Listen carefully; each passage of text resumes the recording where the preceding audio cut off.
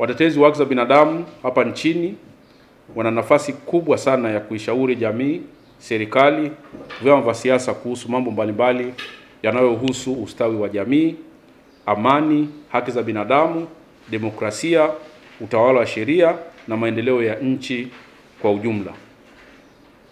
Watetezi wa haki za binadamu wamekuwa ni wadau wakubwa hapa nchini katika michakato yote ya uchaguzi kwa mara zote. Mara kadhaa wameshiriki katika kudai maboresho, kutoa elimu ya uraia, elimu ya mpiga kura na pia kushiriki kama waangalizi wa mwenendo ya michakato ya uchaguzi wakati wote. Mtandao wa watetezi wa haki za binadamu ni mjumuiko wa mashirika ya utetezi wa haki za binadamu zaidi ya 300 hapa nchini. Wanachama wa mtandao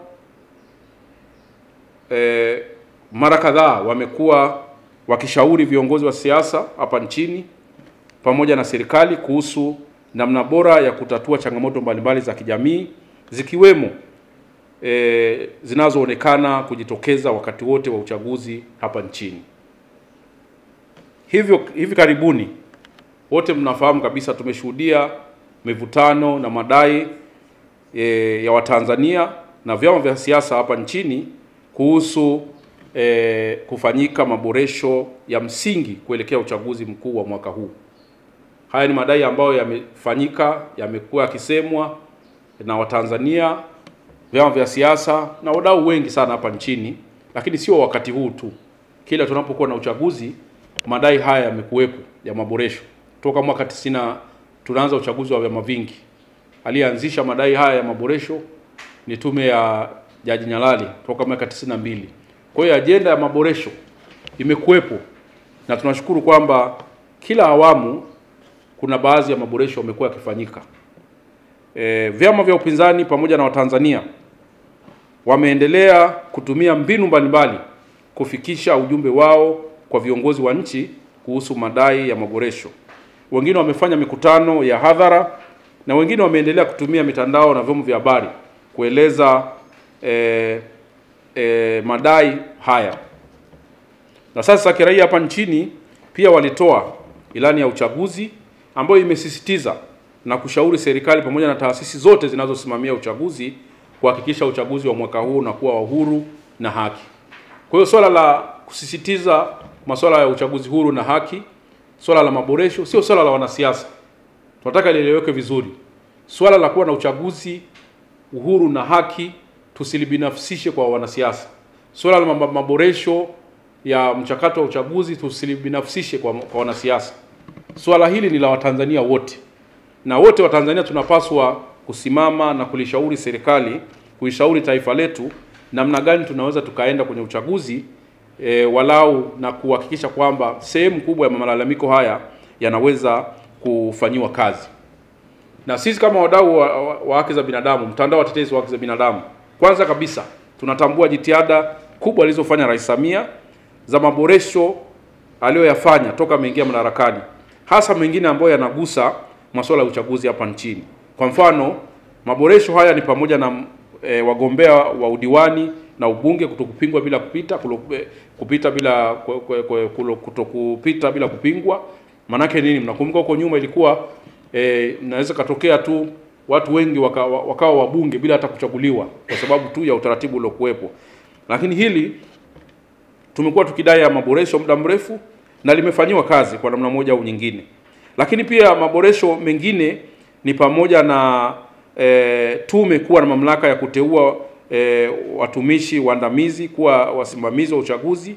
Tumeona pia maboresho ya namna gani ya kupatikana viongozi wa tume wakubwa. Ingawa cha kushirikisha ni kwamba mabadiliko haya hayakutumika katika awamu hii ya kuhakikisha kwamba mwenyekiti wa tume pamoja na viongozi waandamizi wanapatikana kwa njia ya ushindani. Sheria zimebadilishwa tayari lakini bado matumizi yake ya kuanza kufanyika. Kwa hiyo pamoja na maboresho mengine mengi tunaweza tukasema kwamba walau kuna vitu ambavyo vimefanyika.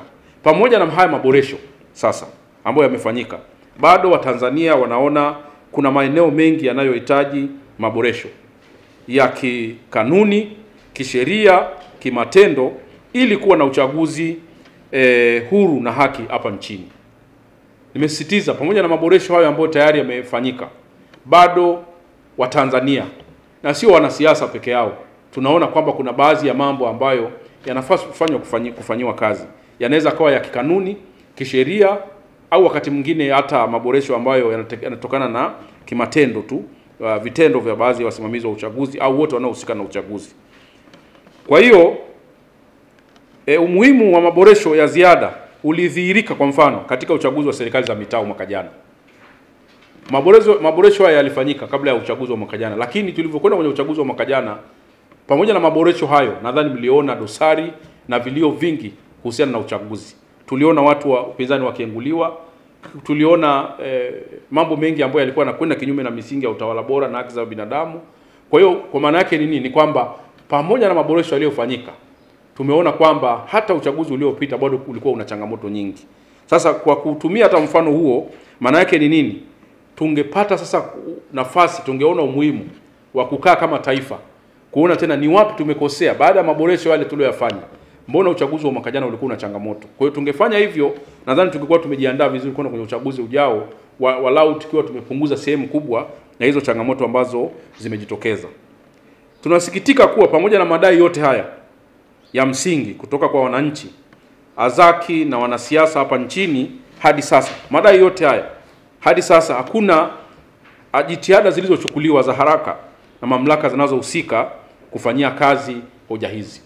Hilo ni sikitiko letu, kwa sababu taifa limekuwa likilalamika, watu wamekuwa wakilalamika kuhusiana na baadhi ya mambo ya issue, lakini hatuoni jitihada ambazo zinachukuliwa walau kukaa chini na kuangalia namna gani tunatatua changamoto hiyo. Kwa hiyo niseme tu kwamba utamaduni wa kujadiliana, kukaa kwenye meza majadiliano katika taifa letu unazidi kupungua na kufanya umoja na mshikamano wa taifa kuporomoka. Utamaduni wa kujadiliana, utamaduni wa kukaa na kuzungumza katika taifa ni utamaduni ambao unapotea kwa kasi kubwa. Viongozi, wananchi, wanasiasa, wadau mbalimbali tumepoteza utamaduni wa kuzungumza kama taifa. Pamoja na kwamba tuna mambo mengi ambayo yanatuzunguka, lakini hatuoni watu ambao wanajitokeza walau kuonyesha njia, kwamba njia sahihi ya kutatua matatizo yetu ni kupitia mazungumzo. Kwa hiyo tamko letu hili pia linasikitika kueleza kwamba utamaduni wa kuzungumza katika taifa letu umepotea, na wale ambao wangepaswa wakati mwingine au na moja au nyingine kuongoza utamaduni huu, na wao pia ni kama wamepotea. Viongozi wetu wa staafu, wazee, washauri na taasisi mbalimbali zote zimenyamaza, badala ya kutoa dira ya mazungumzo katika taifa. Siku zote mazungumzo na majadiliano ndio njia pekee ya kuweza kufikia mwafaka ambao ni wa msingi. Lakini pamoja na kupotea kwa utamaduni huu, tumeona pia falsafa ya R4 za Mheshimiwa Rais Samia ambazo zimelenga maboresho na maridhiano, na zenyewe ni kama vile hazitumiki ipasavyo, kwa sababu ukiangalia falsafa hizi zilitusaidia sana Rais Samia alipoingia madarakani. Tulifanya maridhiano, tulianza kufanya maboresho, lakini pia nchi ilianza kutengenezwa na kurudisha watu kuwa wamoja. Lakini bado kwa kadri tunavyozidi kwenda mbele, hatuoni kama matumizi sahihi ya falsafa hizi ambazo ni za msingi sana kwa taifa zikitumika. Kwa hiyo pia hayo kwetu tunadhani ni jambo ambalo tunaweza tukasema tumeshindwa kufanyia kazi kama taifa, na ni kitu ambacho kama tungeweza kusimamia vizuri falsafa ya 4R, pengine mambo mengi sana katika taifa letu tungeweza kutatua. Kama watetezi wa haki za binadamu, tumeguswa na kuhuzunishwa na kitendo cha kukamatwa na kufunguliwa kesi ya uhaini kwa mwenyekiti wa Chadema Mheshimiwa Tundu Lissu akiwa katika mikutano yake ya hadhara wilayani Mbinga, Songea.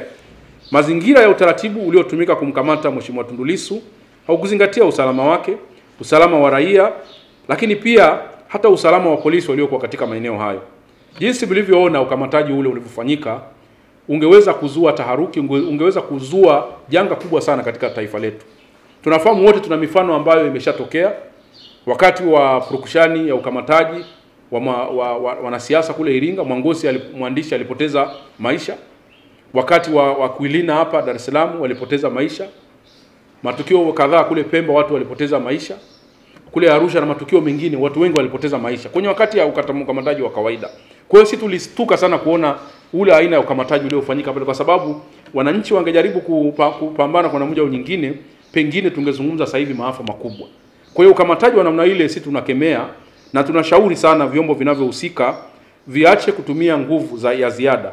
Kama wanasiasa au watu wote wanahitajika katika vyombo vya sheria, basi tutumie utaratibu mwingine. Hakukuwa na ulazima wa kwenda kuchukua kiongozi kwenye mkutano wa hadhara, kwa sababu kwa kufanya hivyo, kwanza unatia hofu kwa wananchi wasiende kwenye mikutano ya hadhara. Unatia hofu kwa wananchi waone kwamba hakuna haja ya kushiriki michakato ya uchaguzi na mambo kama hayo. Kwa hiyo ni jambo ambalo linaweza likaendelea kutia doa na fezea katika taifa letu, kitu ambacho tunapaswa wote kwa pamoja kuona kwamba sio swala la kuendelea. Hata hivyo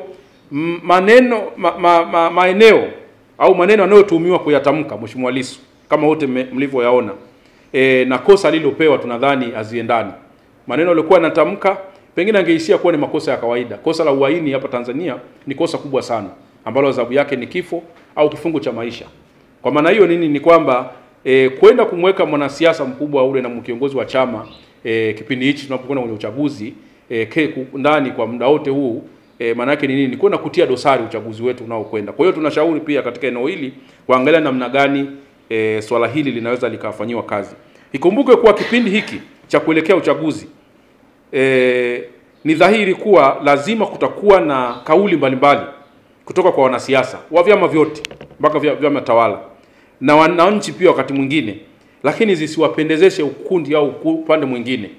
Ni jambo la kawaida wakati wa siasa watu kuzungumza majukwani maneno mengine makali. Kwa hiyo wakati huu wa siasa tunapaswa kuwa na uvumilivu wa hali ya juu.